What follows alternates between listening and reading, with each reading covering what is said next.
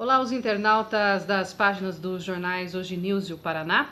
Nós, em suplemento ao material sobre justiça restaurativa, converso hoje com o Dr. Rodrigo Rodrigues Dias, aqui de Toledo. Ele é responsável pela vara da infância, mas também muito empenhado na justiça restaurativa. Inclusive, tive a oportunidade, outro dia, de assistir um treinamento em que uma justiça tanto quanto mais humana e que aposta na construção de soluções que nem sempre estão ali, explícitas e escritas na lei. Doutor, seja muito bem-vindo às páginas dos jornais, é um prazer estar contigo. Obrigado, eu que agradeço a oportunidade de falar de um tema que me é tão caro como a justiça restaurativa. Como é que o senhor se interessa por esse tema? Ele chega a Toledo, hoje há um projeto para que ele chegue às comunidades, inclusive, com alguns braços interessantes. É um processo que vem amadurecendo, o Brasil tem discutido isso há algum tempo. Como é que está nessa questão de amadurecimento desse processo, doutor? O Brasil comemorou em 2015 para 2016 10 anos de justiça restaurativa já, né? Com 3 projetos pilotos, né? Um em Brasília, que trabalha mais ligado à mediação vítima-ofensor, Rio Grande do Sul e São Caetano e São Paulo, né? Que são os projetos pilotos que começaram a trabalhar com justiça restaurativa e a partir daí disseminar, né? O nosso modelo veio do Rio Grande do Sul, a gente começou a trabalhar com o que a gente chama de círculo de construção de paz. É o tipo de método restaurativo que a gente usa. Ou seja, a paz chega dentro de um círculo. A gente trabalha com a ideia de horizontalidade, todos se comunicando dentro dessa estrutura circular. A justiça restaurativa chega na minha vida, como juiz da infância e da juventude, trabalhando no ato infracional, eu comecei a achar que o que eu estava fazendo não estava tendo muito sentido. Né? A gente aplicava a medida, ouvia o adolescente, e de repente estava adolescente de novo na minha sala. Mas o que aconteceu? O que aconteceu, né? É no momento que a gente fala assim, será que estou fazendo a coisa certa? Exatamente. É isso, doutor? Aí eu fiquei assim, bom, eu preciso... Eu estou aplicando a lei, mas será que a resolutividade... Exatamente. Só aplicar a lei não está sendo suficiente, porque eu estou com o adolescente aqui de novo, tendo praticado às vezes um ato infracional tão grave como o anterior, ou mais grave que o anterior. E as famílias da mesma forma. Então eu comecei essa busca de para onde que eu posso ir, e comecei a me interessar e fazer as leituras de justiça restaurativa, até que fui atrás do Tribunal de Justiça, para que eles tinham já, e apareceu esse curso, no qual então me formei facilitador, e a partir daí a gente começou a trabalhar. A gente trouxe uma estrutura para Toledo, eu e a doutora Denise, que é o Sejusc, que é o Centro Judiciário de Solução de Conflitos e Cidadania, dentro do qual a gente trabalha com a mediação, com a conciliação e com as práticas restaurativas, visando então aplicar uma medida, chegar a uma solução de forma mais humana, e não só de forma mais humana, que as pessoas têm mania de achar que tudo que não é colocar na prisão significa passar a mão na cabeça de bandido. Não, a gente busca a efetiva responsabilização, que este adolescente infrator, por exemplo, que é especificamente no que eu trabalho, mas a gente também trabalha em outras áreas, entenda o mal que ele causou para essa vítima e para a sociedade. A gente tem experiências muito legais com pichadores deles, porque olha o que acontece normalmente num processo. Num processo de pichação, eu faço audiência de apresentação e normalmente a gente dá remissão, que é um benefício que a lei prevê com o adolescente quando o ato infracional não tem violência ou grave ameaça. Então eu faço um acordo, eu e a promotoria, com ele. Eu não toco o seu processo e você cumpre o serviço à comunidade. Então ele sai da sala de audiência, ele assina, concorda, vai lá para um CMEI, para um hospital, até às vezes aqui no fórum, e presta serviço. O que ele entendeu de que pichar é grave? O que ele vai fazer quando sair? Pichar de novo, novamente. Porque ele não entendeu. O que ele parou para pensar? Foi um castiguinho que passou. E ele não faz a ligação daquele ato. O que eu fiz e o que eu tenho que responder agora. Exatamente. O que aconteceu nesse círculo? Foi muito interessante. Como é processo meu, eu não posso fazer, mas depois eu peguei com os facilitadores o resultado. As vítimas falaram: você sabe o que é eu acordar a minha casa, que eu trabalhei, que eu pintei, e tá lá pichado uma coisa? Outro falando que se sentia envergonhado de acordar a casa que ele cuidava tanto, ele tinha que olhar para aquilo. Bonito. E como isso mexeu com os meninos, que eles entenderam que eles queriam só se expressar, eles me disseram na audiência que queriam se expressar, porque eles eram de um bairro mais humilde, e que eles sentiam um preconceito quando eles vinham para o centro. Então eles pichavam o nome dos bairros. Sim. Mas marcavam ali de certa forma aquele território. Exatamente. O quanto isso era eles não tinham a noção de quanto isso Dolorido era pro grave e outro. dolorido para o outro. A partir do momento que eles têm, eles conseguem entender a gravidade do que eles fizeram, e eles fizeram um acordo, eles foram lá e repintaram. Lixaram o muro, repintaram, mas entendendo a importância Fazendo disso. essa conexão. Com o ato e com a dor da vítima para nunca mais fazer. E aí o que acontece? A gente passa, aquelas pessoas também estavam com medo, por que a minha casa? Por que comigo? Uhum. E eles explicaram, não é o senhor. Eu passei e vi. É isso. Era o muro, era a oportunidade. Então, você tira o medo da vítima, a vítima coloca um rosto nessa pessoa, essa pessoa é responsabilizada de uma forma muito mais efetiva do que se eu colocasse ela no CENS e deixasse ela 1 ano. Ela ia sair do CENS e pichar de novo. Então, esse é só um exemplo de como a gente pode trabalhar com a justiça restaurativa e a gente sempre lembrar, Edna, a justiça restaurativa, ela não busca passar a mão na cabeça de bandido. Uhum. Só que não é porque a gente não prende que a gente não está fazendo justiça ou não está ressocializando, né? Me faz lembrar do ambiente doméstico. O senhor me faz lembrar, neste momento, de quando a gente senta com os filhos à mesa e chama a atenção. Fulano, você viu o que você provocou com o teu irmão? Exatamente. Você viu que ele ficou triste, que quebrou o brinquedo? Eu tô falando aqui, gente, como mãe de 3 filhos, ou seja, lá em casa rola uma justiça restaurativa. Mas é exatamente o senhor fala isso. disso, dessa Mas solução exatamente que isso. eu sinto a minha responsabilidade, eu vejo o quanto lhe prejudiquei e, ao mesmo tempo, a vítima se sente observada, olhada, que alguém se importou com o processo de sofrimento dela. Edna, isso é o essencial da justiça restaurativa. Nesse molde de justiça que a gente tem hoje, a vítima ela é usada por nós juízes, promotores e advogados. Porque ela promove a justiça também. Mas ela é usada no sentido não bom que eu tô falando. Ela é usada porque ela vem, dá o depoimento. Você viu quem é o réu? Vi. É ele? É. O que aconteceu? Ele foi apontar uma arma pra minha cara, me trancou no banheiro e me roubou tudo. Ela viveu a violência de novo. Aí sabe o que eu falo pra ela no final? Obrigado, passar bem, pode ir embora. Ela não sabe quem é a pessoa. Ela sai daqui com medo, que não sabe se ela ter dado o depoimento, ele vai falar, ele vai atrás dela de novo. Que apoio a gente dá? Se ela quiser se ela quiser, às vezes, uma sala de audiência, poder falar assim, eu queria expor todo o meu sofrimento. Então, desculpa, eu não tenho tempo, eu tenho mais 10 audiências hoje à tarde. E tem mesmo. Então, assim, exatamente, quer dizer, o sistema, do jeito que ele está montado, a vítima ela é levada a nada. Doutor, tem algo muito interessante que me chamou a atenção quando eu ouvi o senhor falando sobre o tema, que é também, além, é claro, de toda essa situação da vítima, de ser ouvida, do próprio infrator, que muitas vezes entra em contato com aquela realidade e consegue mudar, inclusive, as suas atitudes, que é a terceirização da solução. Ou seja, eu espero da justiça, eu espero do juiz.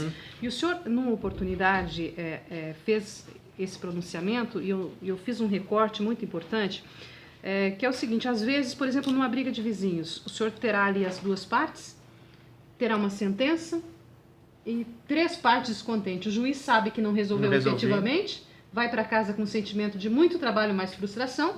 Os vizinhos não se falarão mais. Nunca mais. Vão mudar de rua, de saída. A gente rompe o tecido social, a relação de comunidade se acaba, Daí vai que é tão refletir importante. lá na igreja, lá na escola, dos filhos, as esposas não vão poder mais tomar tererê juntas à tarde, ou chimarrão. A bolacha porque pintada que a gente aqui no Oeste chega, não tem mais. E aí fica todo um problema que pode ser maior, inclusive, do que aquela celeuma inicial que teceu toda a situação de desafio. Hoje a gente está fugindo de resolver problema, né?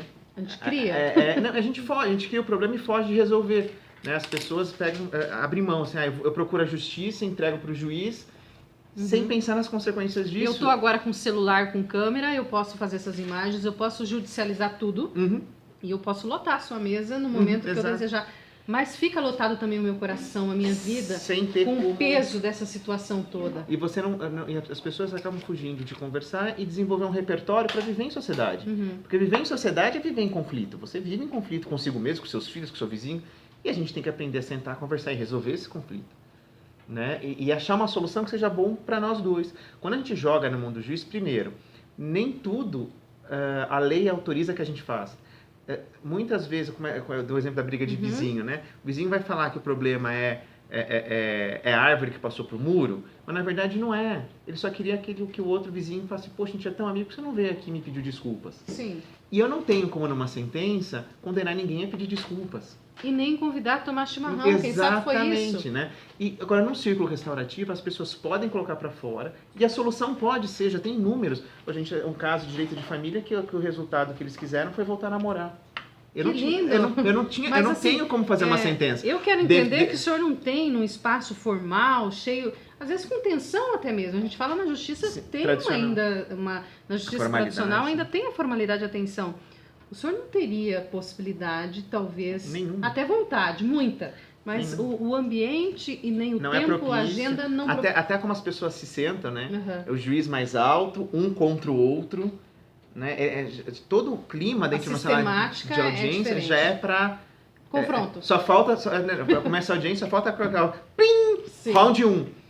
O ambiente não é propício, a gente cria todo um ambiente propício, separado do fórum, para a gente conversar e as próprias pessoas construírem as soluções que melhor lhes atendam, mesmo que não esteja na lei. Não pode ser contra a lei, mas não precisa estar necessariamente na lei. E pode ter um acordo que um juiz homologa, ou eu, a doutora Denise, que nós nos comprometemos a tomar tererê todo dia à tarde, às 5 da tarde. Já tem sentença assim. São sentenças leves, sentenças e que às vezes resolvem aquele problema. Muito mais do que uma condenação a pagar tantos R$1.000 de danos morais.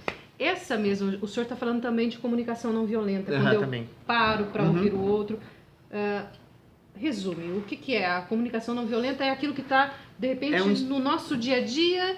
E que a gente não consegue mais identificar como violenta porque estamos adaptados? Na verdade, a gente trabalha assim, o conceito de comunicação não violenta que a gente trabalha aqui, ele é bem específico, é do Marshall Rosenberg, né? Então, é toda uma teoria em cima de como as pessoas vão se comunicar, dando atenção principalmente àqueles interesses e às necessidades que estão atendendo. Então, quando você ouve, às vezes, alguma ofensa, ou quando você está ouvindo, você tinha que ajeitar teu ouvido para assim, peraí, Edna, por que você tá tão brava comigo?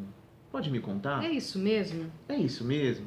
A gente não presume nada de ninguém. Isso é uma coisa muito difícil na nossa vida de hoje, né? A pessoa às vezes chegou, entrou e não me deu bom dia. Pronto, já não gosto dela. Por quê? Porque na minha cabeça quem chega que tem que dar bom dia.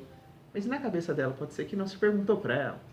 Oi, Ed, você não tá bem hoje? Você não me deu bom dia. É capaz, se eu falar isso pra você, você olha pra mim, nossa, Rodrigo, desculpa, eu não tinha te visto, minha cabeça tá cheia, desculpa, bom dia. A gente dissolveu a gente situação. Acabou, imagina se aí a gente que trabalhamos juntos, você chegou e não deu bom dia, eu falei, você é uma mal educada. Mas o que eu fiz pra ela? Também não vou falar com ela o dia inteiro. Olha, aí a gente vai ficando, então, a ideia da comunicação não violenta é que a gente se expresse de forma autêntica, mas a pessoa também ouça com atenção aquilo que tá vindo e sempre buscando falar do quê? Das tuas necessidades, das minhas e como a gente pode atuar com ela juntas. A gente usa a comunicação não violenta como um instrumento para trabalho dentro do círculo. E vai mudando a vida da gente também. Pessoalmente. São bombeiros sociais, doutor? Pode ser. Pode ser. Eu acho bacana da comunicação. Eles vão apagando aqueles focos pequenos aí no escritório, em casa, onde você está, inclusive no ambiente doméstico, para que os grandes incêndios não aconteçam. Audaciosa foi a atitude de chamar líderes religiosos, sejam de quais forem as denominações e fé, pessoas que já catalisam esses problemas da sociedade, reuni-los para o pacificar é divino. Como que é isso? O que se espera? Qual é a missão desses líderes? A igreja retoma uma responsabilidade? O que a gente tem, a nossa grande vontade aqui, quando a gente consegue o Sejusc, é devolver a justiça de quem é a justiça, que é das pessoas, né? Então a gente tem uma grande vontade de fazer de permear com justiça comunitária. A doutora Denise agora está lá em Brasília fazendo um curso e já está conversando com o pessoal em Brasília sobre justiça comunitária, mediação comunitária, para a gente também trabalhar, que é uma coisa que para a gente é muito importante, né? Os vínculos sociais e comunitários. E a gente viu nos religiosos, nas igrejas, um grande espaço onde a vida comunitária acontece, onde as pessoas são ligadas por força da sua fé e que já há um trabalho... E em momentos decisivos Exatamente. Também. Então a gente quis canalizar, pedir para esses religiosos darem um tempo de suas vidas para serem capacitadas nas técnicas de mediação e aí devolver isso para a sociedade, para que eles possam fazer essas mediações lá, nos seus próprios espaços, resolver os problemas lá e a gente só homologar. Numa comunidade que intuitivamente já conhece, não é um terreno tão movediço como Exatamente, desconhecido. E nem tá tão... Você vai resolver seus problemas dentro da sua comunidade, você não vem aqui no fórum. tá protegido, tá por essa família que se forma por esses ali, vínculos. né? E então, foi uma isso está experiência... acontecendo já em Toledo. Tá, então a gente já passou, agora a gente tá... Porque sabe como as coisas também funcionam. A gente precisa dar um empurrãozinho, sabe? Sim. Então a gente chamou... o primeiro...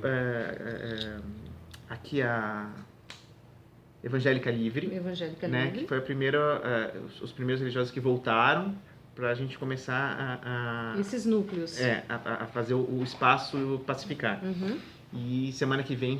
Não, a outra já tem com os líderes da Igreja Católica e aí a gente vai estar chamando de volta cada um para a gente reorganizar esses espaços, eles fazerem as mediações nos seus espaços. Que bacana.